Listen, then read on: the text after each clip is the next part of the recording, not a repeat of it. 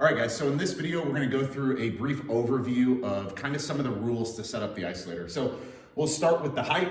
You really want the minimum height to be where you could have the weight horn adjusted all the way down as far as it would go and still be able to put a weight plate on there.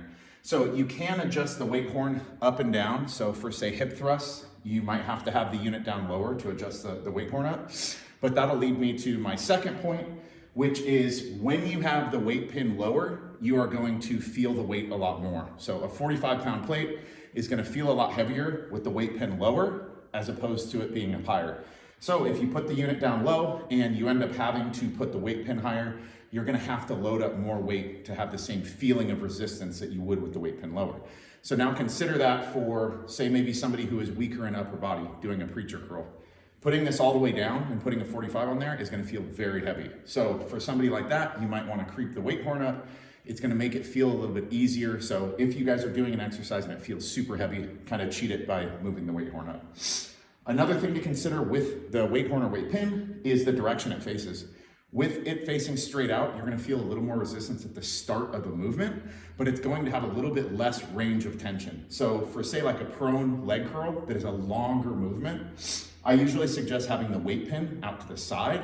You're gonna get more resistance over a longer range. So leg extensions, other shorter range motion, the front pin's totally fine. If you're doing those longer ranges, I usually suggest the side weight pin. And then as you get to use it, you just may have a preference for other movements and choose to use it that way.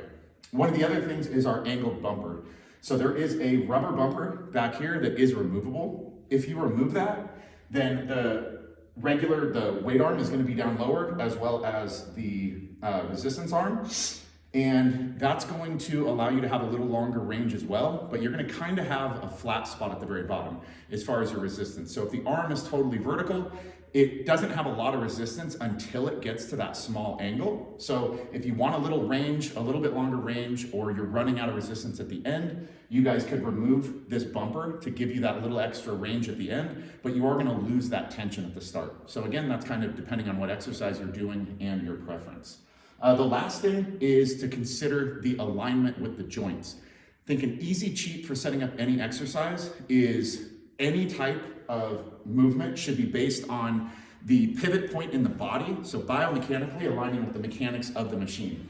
So this is gonna be our pivot point here, the rotational point, and we want this to align if I'm doing leg extensions. This should align when I sit up here, pull my knees all the way back, and try to get this very close to align with my knee. If I'm doing a preacher curl, I would want to make sure that the pad is up higher, or if it is here, now I have it lined up to where it lines up with my elbow, okay? So any of the movements that we're doing, we wanna line the pivot point up with the pivot point in our body. So those are some of the basic tips for setting it up. Now, as you guys watch each of the other videos, I'm going to give you guys more setup instructions for those individual exercises and make sure that you guys understand how to set them up.